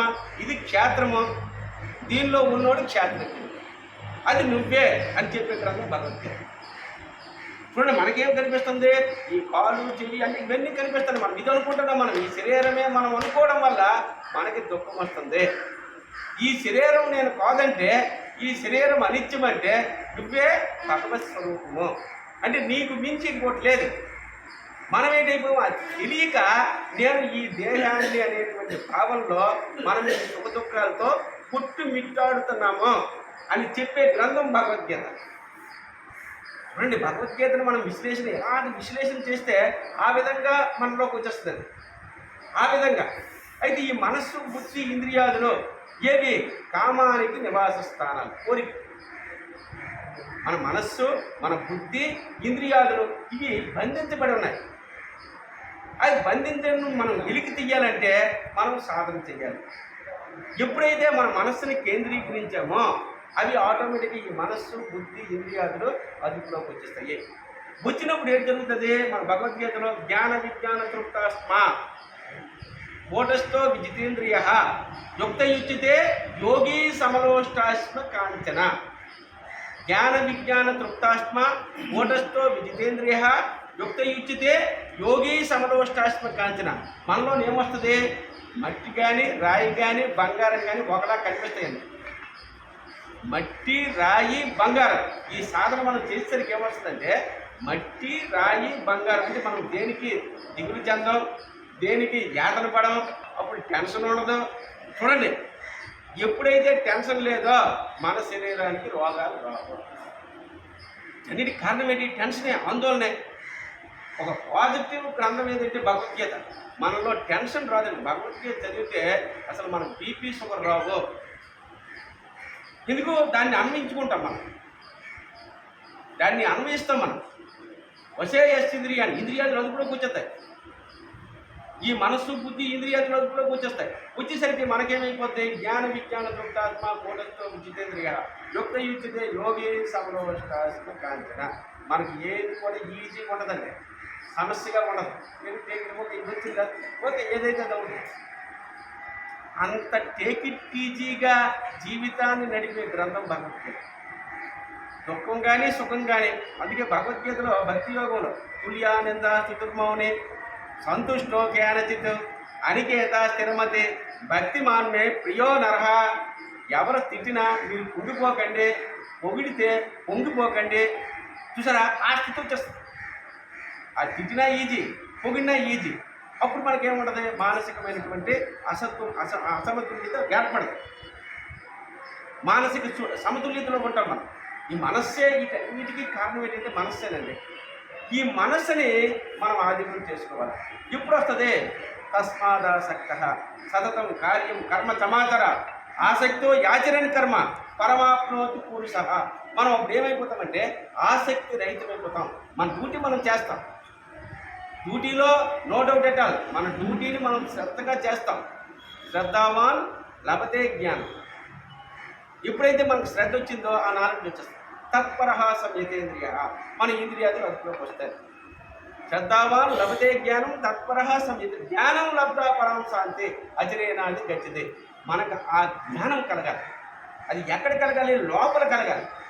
ఎప్పుడైతే లోపల కలుగుతుందో మనకి శాంతి లభిస్తుంది. లేకపోతే బయట ఎన్ని వ్రతాలు చేసినా, ఎన్ని దానాలు చేసినా, ఎన్ని యాగాలు చేసినా శాంతి మాత్రం దొరకదండి. మనకు ఫలితమైపోతుంది.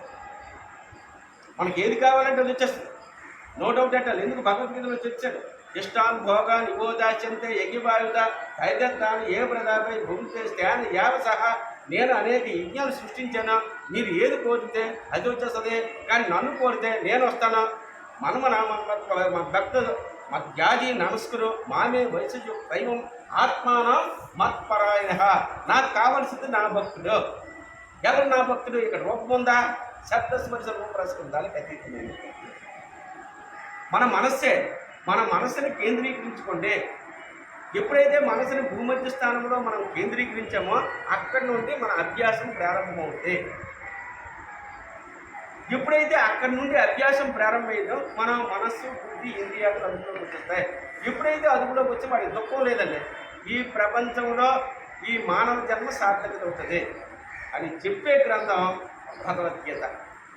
అందుకే మన భక్తి యోగంలో అద్వేష్ట సర్వభూతానం. నాయన నువ్వు ఏ జీవిని దేశించుకో. చూడండి ఎంత చక్కగా భగవద్గీత మనం చెప్తుందో. అద్వేష్ట సర్వభూతానం మైత్ర. స్వామి ఎంతవరకు వింటాము? మైత్ర కరుణ యావచ నిర్మమో నిరంకార సమ దుఃఖ సుఖ క్షమి. ఎటువంటి భక్తులు ఇష్టం? భక్తి యోగం కానీ మనం చదివినట్లుగా అయితే మనం చేస్తున్నది తప్పని మనకు తెలుస్తుందండి. ఆయన అద్వేష్ట సర్వభూతానం. నువ్వు ఎవరిని ద్వేషించుకో. మైత్ర స్నేహం చేయి. కరుణ కలిగి ఉండు. నిర్మమో మమకారం వద్దు. నిరంకార అహంకారం వద్దు. సమ దుఃఖ సుఖ కష్టం కానీ సుఖం కానీ స్వీకరించు. క్షమించే గుణం ఉండాలా. ఈ లక్షణాలు ఎవరు ఉండాలో ఆడు నా భక్తులు. ఇవన్నీ మనకు దేనికి దానికి రావాలి. ఒక ముని ఉన్నాడండి, ఆయన తపస్సు చేసుకుంటాడు.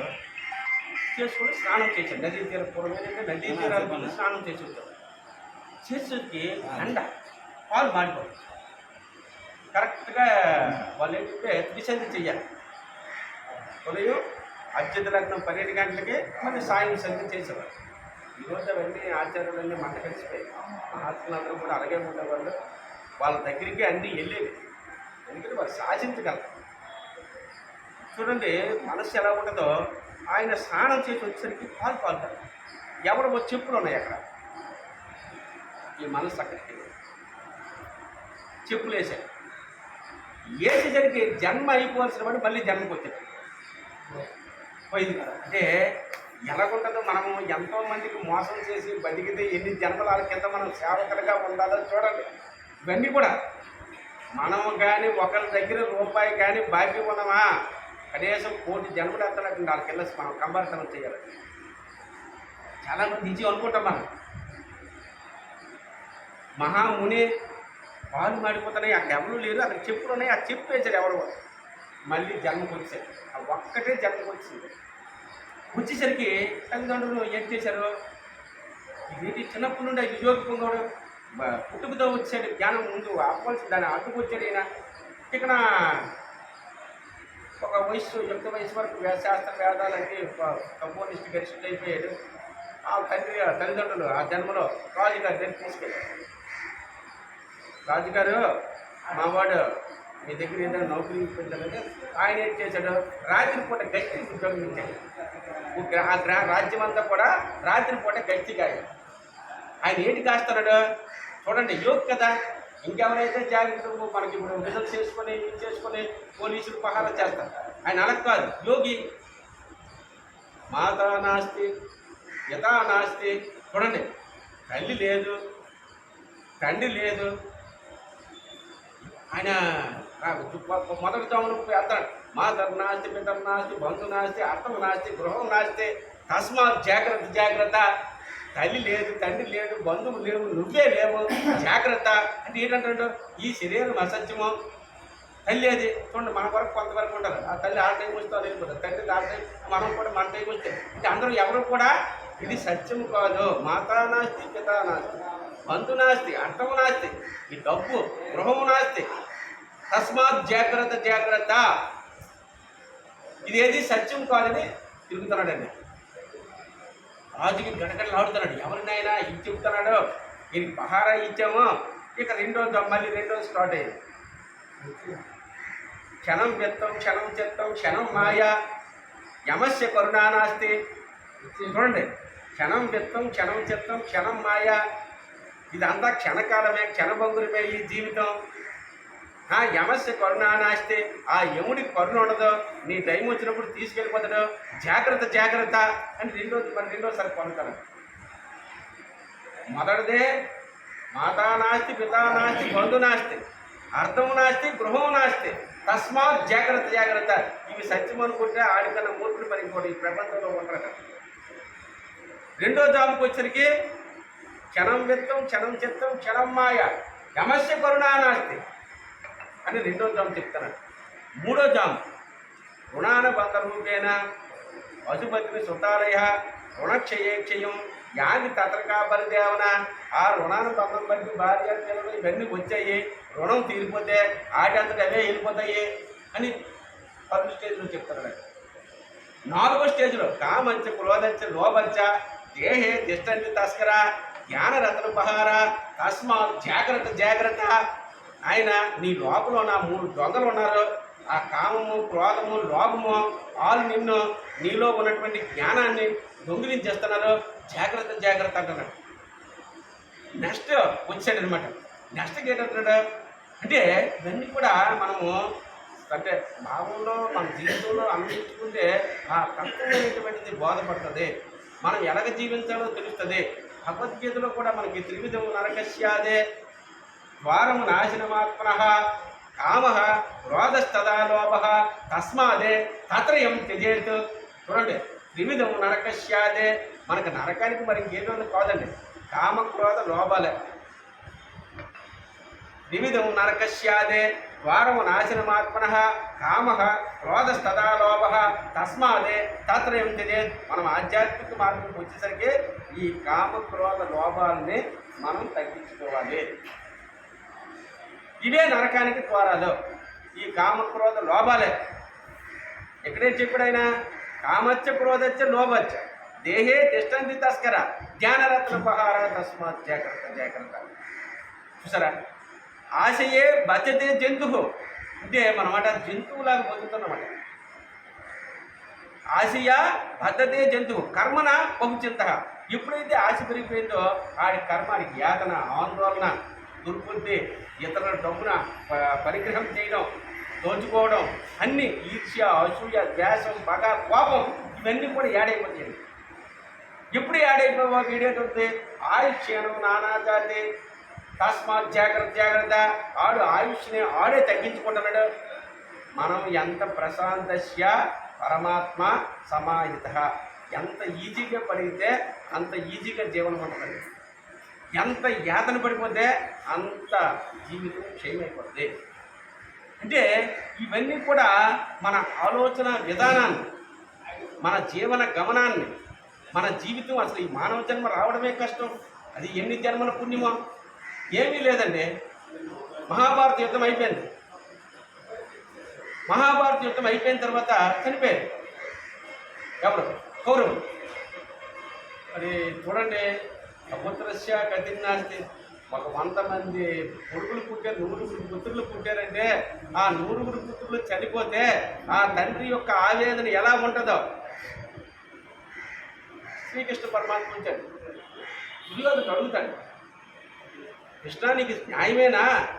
నువ్వు సాక్షాత్తు నువ్వు కాలప్రభువే, నీకు అంతా తెలుసుంటే నాకు ఎందుకు ఈ కర్మ నాకు తగ్గించావు? ఇప్పుడు నేను ఎలా బ్రతకాలి? నా బిడ్డలు నా ముందే చనిపోయారు, నా పరిస్థితి ఏంటని అడిగాడు. అది నేను చేయలేదు, నువ్వే తెచ్చుకున్నావు ఆ కర్మని. నువ్వు ఫలానప్పుడు పోయివాడివి. ఒక పక్షి తన 100 గుడ్లు పెట్టుకుంది, నువ్వు ఆ పక్షి కొట్టావు, ఆ పక్షి వెళ్ళిపోయింది. ఆ పక్షి దొరకలేదు, నా 100 గుడ్లని నువ్వు చిత్రవద చేసావు. అది చేయడం వల్ల నీకు ఈ కర్మ అంటుంది. ఈరోజు ఈ 100 మంది పుత్రులు చనిపోయారు. అయితే ఈ 100 మంది పుత్రులు చనిపోవడానికి ఈ మానవ జన్మలు కంటే నువ్వు ఇంతకుముందు ఈ 100 మంది పుత్రులు పుట్టాలంటే నువ్వు 50 జన్మలు ఎత్తవనం.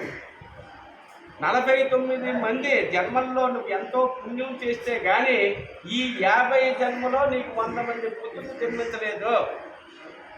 ఇటువంటి పవిత్రమైన జన్మెత్తి ఆ కర్మ ఈ 49 జన్మలో మంచి పనే చేసావు, అందుకు నీకు ఈ జన్మ వచ్చింది. కానీ నువ్వు చేసినటువంటి ఆ పాపకర్మ వల్ల ఈరోజు నీ పుత్రులందరూ కూడా మరణించారు. అంటే మనకి చరిత్రలో రామాయణం కానీ, భారతం కానీ, భాగవతం కానీ మనం ఏది చదివినా కూడా మన నిత్య జీవితంలో అన్వయించుకోవాలండి. అన్వయిస్తే తప్ప మనం ఆ తాదాత్మ్యాన్ని పొందలేము, తెలుసుకోలేము, నాలెడ్జ్లోకి వెళ్ళలేము. మరి ఇటువంటి సందర్భంలో మన భగవద్గీత చూడండి ఎంత చక్కగా చెప్తుందో. యన్ శాస్త్ర విధి గుర్చుజ్య వర్తతే కామకారత నసిద్ధి మవాప్నోతి నా సుఖం నా పరం నా గతిం. అంటే శాస్త్రం ఏదైతే చెప్పిందో దాన్ని ధిక్కరించామనుకోండి, ఇహానికి పరానికి గతులుండవు. ఇహానికి పరానికి యన్ శాస్త్ర విధి గుర్చుజ్య వర్తతే కామకారత నసిద్ధి మవాప్నోతి నా సుఖం నా పరం నా గతిం. అంటే ఇదంతా ఎవరు చేస్తున్నాం? మనం ఏది చేస్తే అదే పొందుతున్నాం. అయితే భగవంతుడు ఏంటి అడిగాడు చూడండి. భగవంతుడు ఏం చెప్పాడు? అనన్యాచంద్రియంతో మాం ఏ జన పరిభాషతే యాసాం నిత్యావి యుక్తానాం లోకక్షేమం వహామ్యహం. నాకు కావలసింది అనన్యమైన భక్తి కావాలి. అనన్యమైన భక్తి దేంతో ఇవ్వగలము? మనసుతో ఇవ్వగలము. అప్పుడు ఏం చెప్పాడు? సంతుష్ట సత్తం యోగి యథాత్మా దృఢ్యత్య మయ్యర్పిత మనోబుద్ధి మద్భక్తస్య మే ప్రియ. అదే తెచ్చుకుంటున్నాం. 21 వంటలు చేయాలంటే వంటలు చేస్తున్నాం.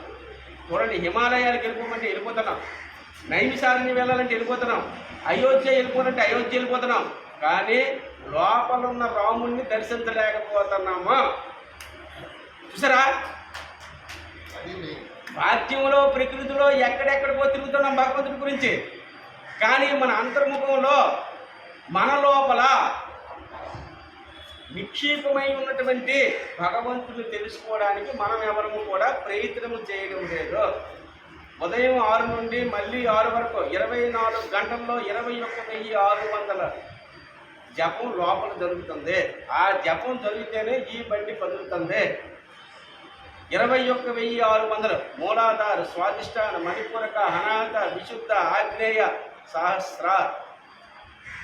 21,600లో మన లోపల ఎడా పింగళ సుషుమ్న నాడీ ద్వారా ఎవరైతే సాధన చేస్తారో వాళ్ళు సత్యాన్ని ఎరుగుతారో, మిగతాదంతా అసత్యమే. అంటే ఏది? ఆత్మ షత్, దేహం అసత్. అందుకే అశతోమ షట్కమయ, తమసోమ జ్యోతిర్గమయ, మృత్యోర్మ అమృతంగమయ. ఏది అసత్యం? ఈ శరీరం అసత్యము అనేటువంటి భావన మంత్రం అవ్వాలి. మనకి మంత్రం ఏదవ్వాలి? ఇది సత్యం కాదు, ఇది సత్యం కానప్పుడు దీంతో వచ్చేవేవి సత్యం కాదు. మీది ఒక రోలు, మీ పాత్ర. అందుకే శంకరాచార్యులు అంటారండి, మూడే జహీకి ధనాగం దృష్టం ఎల్లభసేనిజ కర్మోపాత్తం వ్యత్తం దేవ వినోదయ చిత్తం భజ గోవిందం భజ గోవిందం గోవిందం భజ మూఢమతే సంప్రాప్తే సన్నిహిత కాలే నై నైరక్షతి దుఃఖకరణే. ఓ మూర్ఖమైన మనస్సా, నీకు ఎంత రావాలో అంత వచ్చేస్తాడండి. దీన్ని నో డౌట్ పెట్టాలి. మనం జన్మకు వచ్చేసరికి ఆల్రెడీ డిసైడెడ్. భగవంతుడు మానవ జన్మకు వచ్చేసరికే మనం యాక్టర్ అవ్వాలో, డాక్టర్ అవ్వాలో, వ్యాపారం అవ్వాలో, ఏ పని చేయాలో అది డిసైడ్ అయిన తర్వాతే మనం జన్మకు వస్తున్నాము. కానీ మన యొక్క మనస్సు ఈ ఆందోళన వల్ల ఇంకా అలసటికి గురిపోయి ఇది దుఃఖానికి నెట్టిపడుతున్నాము. అందుకే భగవద్గీతలో యజ్ఞ శిష్టాచన సొంతో ముచ్చింది సర్వకీలు చేయి గుంజెదే త్వగం ఏ భజంత్యాత్మ కారణాత్. ఆయన నువ్వు పంచమహా యజ్ఞాలు చేయి. మనకు గొప్పతనం ఏంటే నిజంగా గృహస్థాశ్రమం అన్ని ఆశ్రమాలకు గొప్పదండి. మనకు అది ఇచ్చాడు అదృష్టం. అది గృహస్థాశ్రమం మహోత్కృష్టమైనటువంటిది. మానవ జన్మలో మనం వచ్చాం. అయితే మనం ఏంటనుకున్నాం? భగవంతుని తెలుసుకోలేక ఈ దుఃఖరూప సంసారంలో పడిపోయాం. అందుకే దీన్ని దుఃఖరూప సంసారం అంటారు. సంసారం సాగరం ఘోరం తత్తుమిచ్చతియో నరహ గీతానామం సమాసాధ్య పారం జాతి సుఖేన సహ. మనము భయంకరమైన సముద్రాన్ని ఇది ఉంచుకొని సంసారం ఎందుకు వేదలేమో ఈ భగవద్గీతని నావెక్కండి, మిమ్మల్ని బయటపెట్టేస్తుంది. That is Bhagavadgita. భగవద్గీత ఒక నావ. దానిలో కానీ మనం ప్రయాణం చేస్తే ఈ సంసారం అంతా నిస్సారమే. అది మనకు బాధించదు. అంటే మనం ఎలా ఉండాలంటే సంసారంలో మనం ఉండాలా, మనలో సంసారం ఉండకూడదు. పడవలో మనం ఉండాలి, నీటి మీద పడవ ఉండాలి, కానీ పడవలో నీరు ఉండకూడదు. అంటే అంత ఈజీగా బతకడానికి కావలసినటువంటి ధర్మాలు చెప్పే గ్రంథం భగవద్గీత. చూసారా? ఈజీగా అనమాట. Very take it easy. Bhagavad Gita కానీ అధ్యయనం చేస్తే మన జీవితం అంతా టేక్ ఇట్ ఈజీ అండి. ఎందుకు? మరి దేని మీద మనకి ఎలా ఉంటుందంటే మన డ్యూటీ మనం చేస్తాం, అలాగనే మన ధర్మాన్ని పాటిస్తాం, డ్యూటీ చేస్తాం. మీకు ఏమీ అక్కర్లేదు. భీష్ముడు తీసుకోండి. ఎంత భీష్ముడు మహాపండితుడు, కానీ జ్ఞానాన్ని అందివ్వలేకపోయాడు, తప్పును తప్పుగా చెప్పలేకపోయాడు. లాస్ట్కి అంత్యకాలం ఎక్కడ దేని మీద ఉన్నాడు? అంపశయ్య మీద ఉన్నాడు, ఏడుస్తున్నాడు. కృష్ణుడు నవ్వుతున్నాడు. తన తప్పుదని తెలుసుకున్నాడు. అందుకే ధర్మం అనేటువంటిది చెప్పబడాలి. ఆచరించవచ్చు, ఆచరించకపోవచ్చు. ధర్మం చెప్పబడాలి. అది చెప్పబడకపోతే భీష్ముడిలాగా అనిపించాలి. అలాగే జటాయువుని తీసుకోండి. జటాయువు ఒక పక్షి, కానీ ఒక తప్పు జరుగుతుంటే పోరాడింది రావణుడితో. దాని తాలూకా ఇవి కట్ చేసినా కూడా రెక్కలు మృత్యువుని ఆపింది. నా రాముడు వచ్చినంత వరకు ఆ ధర్మాన్ని చెప్పే నేను చనిపోతానని. రాముడు వచ్చేసరికి రాముడు ఏడుస్తున్నాడు, పక్షి నవ్వుతుంది.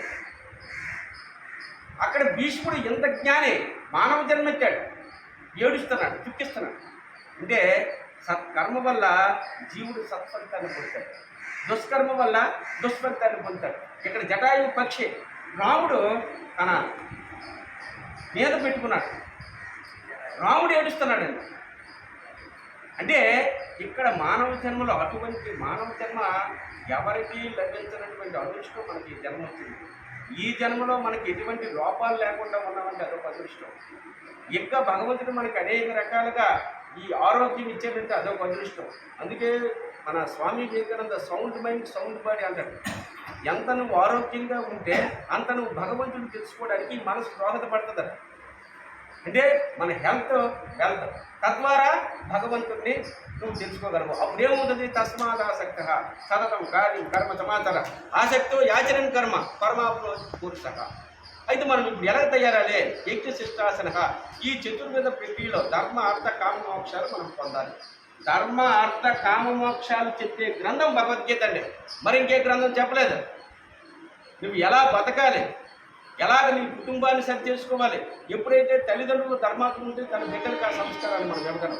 మనమే ఫోన్ వచ్చింది, నేను లేడని చెప్పి ఆ పిల్లడికి వెళ్ళిపోద్ది అబద్ధం, మా నాన్నే అబద్ధం అని. అంటే ఇవన్నీ కూడా మనం ఏం చేస్తాం? ఇన్పుట్ చేస్తాం. వాళ్ళలో అవుట్పుట్ వస్తుంది. అంటే ఈ ధర్మ అర్థం ఎప్పుడైతే ధర్మం తప్పిందో అర్థం వాడు ధనం కూడా వాడు అది అతీతమైపోతుంది, అల్ల కొల్లోలం అయిపోతుంది, కుటుంబ కలహాలు తగాదాలు చూడండి ఇవన్నీ వచ్చేస్తాయి. వచ్చేసరికి లాస్ట్కి ఏమైపోతాయి, కోరికలు unfulfil Dzire stored in mind. మన మనసులో నిరంతరం ఈ కోరికలు ఎలాగైతే ఒకదాని తర్వాత ఒకటి పడుతుంటాయి. లాస్ట్ మీరు ఎక్కడికి వెళ్ళగలరా, దెర్ ఇస్ నో పీస్ఫుల్. చూడండి ఎంత మానవ జీవనం కూడా మన లోపల మనం అధ్యయనం చేయకపోవడం వల్ల మనకు మనమే అధోగతి చెందుతున్నాము. అందుకే Swami Vivekananda your life in your hands అన్నాడండి. నీ జీవితం నీ చేతుల్లోనే ఉంది. అంటే మనం ఏ రూట్లో ఫిలాసఫీ, అందుకే ఫిలాసఫీని మీన్స్ వెతడం, లవ్ ఆఫ్ వెతడం. లవ్ ఆఫ్ వెతడం ఫిలాసఫీ అంటే మరి ఇంకేమి లేదండి, లవ్ ఆఫ్ వెతడం అంటే మనకి ప్రేమైకమైనటువంటి స్వరూపంగా మనం మారిపోవాలంటే మనలో ఉన్నటువంటి, అందుకే భగవద్గీతలో యస్మాన్నోద్వితో లోకోన్నోద్వితే చయ హర్షమర్ష భయోద్వేగై ముక్తో యశ సమే ప్రియ. నువ్వు ఎవరిని ద్వేషించకో, ఎవరిని అపహాస్యం చేయకో. చూడండి ఎంత చక్కగా చెప్తుందో, ఎవరిని ద్వేషించినా నన్ను ద్వేషించినట్టుగే, ఎవరిని అపహాస్యం చేసినా నన్ను చేసించినట్టుగే. అంటే భగవంతుడు ఎలాగిచ్చాడో, నువ్వు నేను ఒకటే, ఐమాత్మ బ్రహ్మ, నేను బ్రహ్మస్వరూపుణ్ణి. మనం ఏమనుకుంటున్నామంటే మనం ఒక మామూలు మానవ జీవనంగా బతికి మన గురించి మనం తెలుసుకోలేకపోతున్నాము. ఆయన లోపల ఉన్నాడు, ఐమాత్మ బ్రహ్మ, అహం బ్రహ్మస్మి, అంతా భగవత్ స్వరూపమే, సర్వం కల్పితం బ్రహ్మ, ఈ సర్వం కూడా ఈ సృష్టి అంతా భగవంతుని యొక్క స్వరూపమే, తత్వమసి, నన్ను నేను ఎరగాలి. నిన్ను నువ్వు ఎరిగే గ్రంథం భగవద్గీత. ఒక భగవద్గీత అసలు నువ్వెవరు, నువ్వు ఎందుకు వచ్చావు, నీ డ్యూటీ ఏంటి? ఒక భక్త కవి ఏంటంటే గర్భగుంటి మరి ఓరజు తమతో సాసు చంద్రత ప్రభరాతో ఓరజు పదేజో చోటు చెడానా దేవన్హర్ మన ఈ మిత్రాన. ఆ తల్లి గర్భంలోన గర్భ నరకాన్ని చీపుడు పొందుతాడట. ఎంత వేగం జన్మిస్తే నీ యొక్క స్మృతిలో నా జన్మని సార్థకత చేసుకుంటానని, అందుకే వెళ్ళగలబడి నమస్కారం పెట్టుకొని అనేక రకాల ప్రార్థనలు, వేల కోట్ల ప్రార్థనలు చేస్తాడు ఆ గర్భ నరకం. అందుకే గర్భ నరకం లేకుండా చెప్పే గ్రంథం భగవద్గీత. ఈ నరకం కన్నా గర్భంలో పడి ఇటు మలమూత్రాలు చీము నెత్తుల్లో ఆ జీవుడు కొట్టి మిట్టాడుతాడని చెప్తాడనమాట భక్త కబీర్. అంటే ఇవన్నీ ఇతిహాసాలు కానీ ఈ గ్రంథాలు కానీ వేదాలు అర్థం అవ్వలేదండి. వేదాలు అర్థమయ్యేసరికి ఇతిహాసాలు వచ్చాయి, అవి అర్థం అవ్వలేదు. పురాణాలు వచ్చాయి, పురాణాలు అర్థం అవ్వలేదు. అప్పుడు లాస్ట్కి భగవంతుడు మనకి ఇచ్చినటువంటి గ్రంథం భగవద్గీత. ఈ భగవద్గీత చదివితే ఏమొస్తుందంటే బుద్ధ్యా విశుద్ధియా మనకి సద్బుద్ధి వస్తుంది. ఎప్పుడైతే సద్బుద్ధి వచ్చిందో మన ఆలోచనలన్నీ కూడా అంటే దగ్గరగా ఉండవు, విశాలంగా ఉంటాయి. దృక్తో ఆత్మానాం నియమ్యస. అప్పుడు ఏం చేస్తామో, ఇప్పుడు నాయన భగవంతుడు ఈరోజు నాకు ఈ రూపాయి ఇస్తే ఒక 10 పైసలు ధర్మం చేస్తాను, ఒక 10 పైసలు మంచి చేస్తాను, ఈ కర్మ చెయ్యాలి. ఏమంటే ఏ కర్మ కానీ ఈ అనకూడదు ఏమి, నవగ్రహ పూజలు కానీ స్తోత్రాలు కానీ ఏవి ఆటవో, నువ్వు ఏది చేస్తావో భగవంతుడు మానవ జన్మకు వచ్చిన తర్వాత కూడా కర్మ అనుభవించాలి. దాని పరిహారార్థం ఏం చేయాలి, సత్కర్మలు చేయాలి. ఒకరికి మ్యారేజ్ అవ్వాలనుకోండి, పేదవాళ్ళకి మ్యారేజ్ చేయాలి. ఒకడు అనారోగ్యంలో ఉన్నాడు, ఒక అనారోగ్యంలో ఉన్నవాడికి డబ్బులు కట్టాలి, వాడిని పోషించాలి. అంటే యజ్ఞశిష్టానం అవ్వాలి. యజ్ఞశిష్టాసన సంతోముచ్యంతి సర్వగిలిపై పుంజతే త్వగం ఏ పచంచాత్మ కారణాత్. పంచమహా యజ్ఞాలు చెయ్యకపోతే మన తల్లిదండ్రులు చూడకుండా ఎన్ని చేసినా అది మహాపాపం. మొట్టమొదటి యజ్ఞం తల్లిదండ్రులు. పంచమహా యజ్ఞాలు చేయాలి. అలాగే ఆర్తుడు, ఎవరైతే ఇబ్బందుల్లో ఉంటారో వాళ్ళను పోషించేవాడు. అలాగే ఇటువంటి దైవిక కర్మలు, యజ్ఞ యాగాదులు, బ్రతుకులు. ఎందుకంటే ఇవి కానీ లేకపోతే అసలు భక్తి అనేది రాదు. ఫస్ట్ భక్తి ఉండాలా, భక్తి తర్వాత జ్ఞానం ఉండాలా, జ్ఞానం తర్వాత వైరాగ్యం రావాలా, వైరాగ్యం ద్వారా మాత్రమే మన జన్మని మనం రాహిత్యం చేసుకోగలము. భక్తి జ్ఞాన వైరాగ్యాలు చెప్పే గ్రంథం భగవద్గీత. భక్తి చెప్తుంది, జ్ఞానం చెప్తుంది, వైరాగ్యం చెప్తుంది. అందుకే భక్తి యోగంలో భక్తుడికి ఉండవలసిన లక్షణాలు చెప్తుందండి. అనపేక్ష శుద్ధిదశ ఉదాసీనో గతం యద సర్వారంభ పరిత్యాగి మద్భక్తశ్చ మే ప్రియ. మనం ప్రతిరోజు స్నానాలు చేస్తున్నాం, రోజుకి 2, 3, 4. కానీ ఆ లోపల స్నానం చేయమంటుంది భగవద్గీత. నువ్వు రోజు ఆ కామక్రోధ లోప మోహ మదమత్సరాలతో మలినమైపోతున్నావు, అపవిత్రమైపోతున్నావు. మనం చూడండి, షోడశోపచార పూజల్లో మనం అంతా శుద్ధి చేస్తున్నాం. కానీ షోడశోపచార పూజలు ఆ లోపల నుండి చెయ్యాలా? ఆ కామ క్రోధ లోప మోహ మద అనపేక్ష సుదిత్తస్య ఉదాసీనో గతవ్యద సర్వారంభ పరిత్యాగి మద్భక్తస్య మే ప్రియ. నాకు ఇది కాదు, నీ లోపల ఉన్నాయి, వాటిని తీస్తేనే. అందుకే భగవద్గీతలో ఉత్తరేతాత్మానాత్మానం నాత్మానం వసాదియేత్ ఆత్మైవో ఆత్మనో బంధు ఆత్మైవ రిపురాత్మన. నిన్ను నువ్వే ఉత్తరించుకోవాలి. మనకు పొరదండిందే, మనమే పడుకోవాలి, ఇంకెప్పుడు కడగలేదండి అని చెప్పే గ్రంథం భగవద్గీత. మరి ఇటువంటి మహా అవకాశాన్ని మాకు మరి సాయిరామ్ గారు ఎప్పటి నుండో చాలా రోజులు బట్టి